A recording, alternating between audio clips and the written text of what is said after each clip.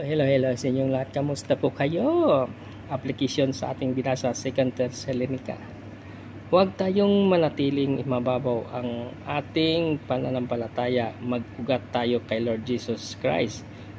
Lumalim tayo sa kanyang salita. Mamuhay tayo na may lalim, katatagan at overflowing thankfulness. Let us choose to be a believers who are unshakable, deep, not just wide, rooted, not just religious. Challenge.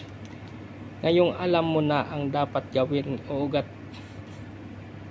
mo ang sarili mo sa salita ng Diyos o manatili kang mababaw. Ang choose to grow deep is in Christ will you stay in the surface. Mahalagang tanong sa Diyos natin tatanungin, sasagutin. Panginoon, malalim po ba ang ugat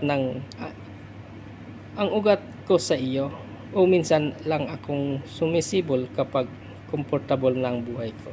Ayan, sa Diyos na lang natin sagutin. Ingat po lagi kung ano man ang ating ginagawa. Thank you for watching. God bless us all.